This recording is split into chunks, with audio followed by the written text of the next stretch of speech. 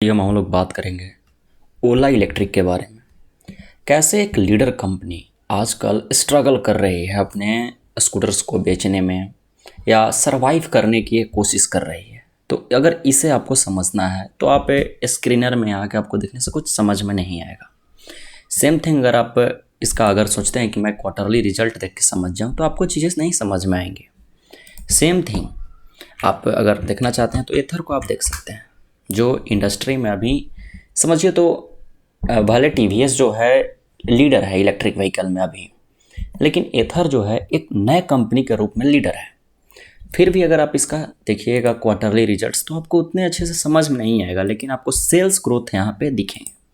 Margin क्या है आपको बैलेंस शीट जाकर देखिएगा तो उतने अच्छे से नहीं समझ में आएंगे, क्योंकि अभी नई नई लिस्ट जो कंपनियाँ होती है, जो न्यू एज कंपनियाँ होती है, उन्हें समझने के लिए आप उनके पहले प्रोडक्ट को समझिए। खास करके ओला जैसी कंपनियों में तो अगर मैं बात करूं सबसे पहले ओला जैसी कंपनी की, तो प्रॉब्लम है सेल्स। इस कंपनी की गाड़ियों में सेल्स अभी ज़्यादा नहीं हो रही है। मैंने देखा कि 2023 में एक समझिए तो बूम था ओला का जो सेल्स था टॉप था। फिर मैंने देखा 25 में स्ट्रगल कर रहा था, लेकिन अब मैं देख रहा हूँ कि अब थोड़ा थोड़ा सर्वाइव कर रहा है मार्केट में। और मैं आपको पहले डाटा दिखा देता हूँ कि कैसे कैसे इसका जो है सिनारियो चेंज हुआ। मैं 23 का डाटा देख रहा हूँ, तो आपको क्या दिख रहा है 23 में? आप देखिए, मैं पर मंथ का डाटा लेके आया हूँ। लगभग 18,000 20,000 ऐसे करीब गाड़ियाँ 25,000 30,000 देखिए बेच रहे थे पर मंथ। और मैं देखूँ 2024 की तो 30,000 35,000, मार्च 24 में तो ये लगभग 54,000 माने 53,000 गाड़ियाँ बेचती थी एक महीने में। सेम थिंग आप देख सकते हैं, इसका जो है डिक्लाइन होने लगा यहाँ से सितंबर से। और मेन प्रॉब्लम था इसका सर्विस। जो इसका सर्विस सेंटर पे जो कस्टमर का एक्सपीरियंस था वो अच्छा नहीं था। इस कारण से इसमें जो है सेल्स में डिक्लाइन आना शुरू हो गया। 2025 में समझिए तो एक तरह से लगा कि अब एक ख़त्म होने वाली है। देखिए आप देख सकते हैं यहाँ इधर तो कुछ सबसे अच्छा आपको दिखेगा कि 2025 में चलिए भाई 24,000 25,000 गाड़ियाँ बेच रही है पर मंथ। लेकिन आप देखिए नवंबर 25 और दिसंबर 25 में लगभग 8,000 9,000 गाड़ियाँ बेच रही थी। लेकिन एक चीज़ मैं अब देख रहा हूँ कि ये लगभग 6 महीने की प्रॉब्लम थी। देखिए 1 2 3 महीने 25 में और 3 महीने जो है 26 में। अब मैं देख रहा हूँ कि इसमें थोड़ा सा रिकवरी आ रहा है। मैं देख रहा हूँ कि इसमें जो है रिकवरी जो आ रही है कितना सरवाइव करता है। स्टॉक का जो है रिजल्ट आया, ठीक है, रिजल्ट जो आया मैं नहीं कह सकता क्या आया क्या नहीं, उतनी अच्छी तो थी नहीं। हमें मेन चीज़ अब यहाँ पे देखना है कि इसका सेल्स हमें किस डायरेक्शन में दिख रहा है। कंपनी ने कुछ चेंजेस की हैं अपनी, जो पीपीटी आप उसका पढ़िएगा। तो एक तो इसमें जो है ओला महाशक्ति जो इनका खुद का सेल है वो गाड़ियों में जो है यूज कर रहे हैं। इससे क्या होगा कि ओला की जो मार्जिन है वो और इम्प्रूव होगी। और ख़ास करके मैं ये नहीं कह सकता हूँ कि यही एक कारण है कि ओला को जो है बेटर कर देगा, नहीं, ऐसा नहीं है। मेन होता है जैसे ठीक है गाड़ियाँ बिकी, इसका जो प्रोडक्ट है खुद का बनाया हुआ गाड़ियों में यूज हुआ। अब उसके साथ साथ जो कस्टमर खरीद रहा है उसको जो है एक बेटर सर्विस दे जाए वहाँ पे, तो उनको एक एक्सपीरियंस, चलिए भाई मेरी गाड़ी में कुछ प्रॉब्लम आई, मुझे 1 से 2 दिनों में सही करके मिल जाए। यही मेन चीज़ होती है, लेकिन ये अभी तक नहीं हुआ है। लेकिन अब जो है कंपनी का कहना है कि मैं जो हो खुद जो है अब जो ऑपरेट करती थी डायरेक्ट टू कस्टमर, इसका जो बिज़नेस मॉडल था अब ये ला रहा है। पहले डीलरशिप लाएगा, डीलरशिप के थ्रू ये जो है कस्टमर को गाड़ियाँ देंगे। तो एक चीज़ तो यहाँ पे मुझे ये दिख रहा है सोल्व आउट होते हुए, चलिए जो प्रॉब्लम थी डीलरशिप जो है ख़त्म करेगी। अब देखते हैं कुछ दिनों में ज़रूर आ जाएगी, ये आपको 2 से 4 महीने में पता चल जाएगी किस तरह का डीलरशिप का जो है एक्सपीरियंस है। और अगर ये ख़त्म हुई तो ओला समझिए तो मैं कहूँ तो बैंकक्रप्ट होने की कगार पे आ जाएगी। अगर डीलरशिप पे एक्सपीरियंस भी नहीं हुआ तो बैंकक्रप्ट होने की कगार पे आ जाएगी। किसी ने भावेश अग्रवाल को जब आप पढ़ेंगे इसका ट्रांसक्रिप्ट कॉन कॉल में पूछा कोई कि क्या आप कोई गाइडेंस दे सकते हैं आने वाले समय में किस तरह का ओला का जो है एक ब्रांड बन सकता है या किस तरह का सेल्स हो सकता है, रेवेन्यू, प्रॉफिट कुछ।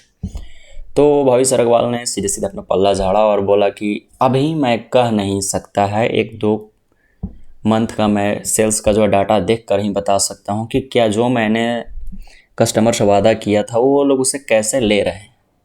यानी तुम कस्टमर को जो बोल दो वो तो करेगा नहीं, लेकिन फिर भी देखते हैं रिकवरी अब आ रही है। क्योंकि देखिए यहाँ पे आप जो मार्केट शेयर Q4 FY26 में 5% था वो बढ़ के लगभग 8.5% के करीब हो गया। तो ये मुझे दिख रहा है कि चलिए भाई रिकवरी आ रही है। जो इंडस्ट्री लीडिंग कंपनी थी उसका जो आज ये हाल है, और अगर यहाँ से 1 से 2 मंथ सेल्स में रिकवरी नहीं आई तो भाई इस कंपनी से आपको भगवान बचाए। अब मैं कुछ आपको दिखाना चाहता हूँ इसका जो है टेक्निकल, जिस पे मैं इन्वेस्ट करता हूँ।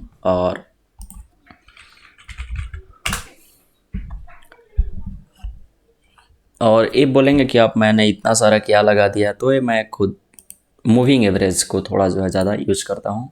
मैं कुछ हाइड कर देता हूँ जो आपके काम की नहीं है। मैं जो इन्वेस्टिंग के लिए यूज़ करता हूँ वही आपको केवल दिखाता हूँ। देखिए ये आपको जो ग्रीन लाइन दिख रही है ये 81 EMA है।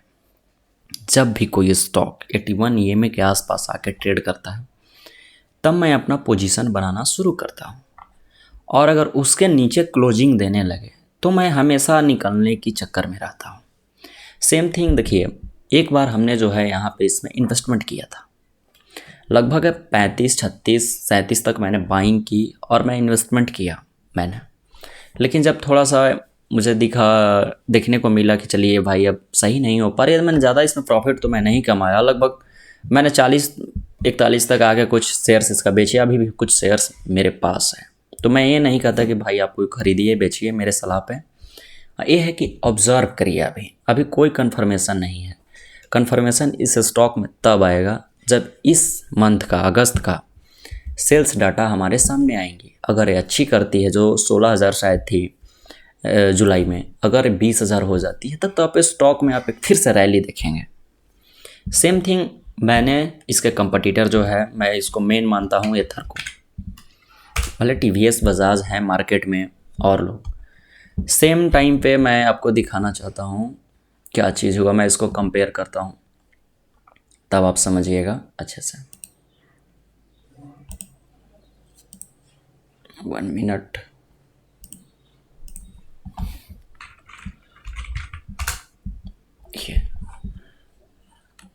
लगभग मैंने सेम टाइम पे दोनों कंपनियों में इन्वेस्ट की थी।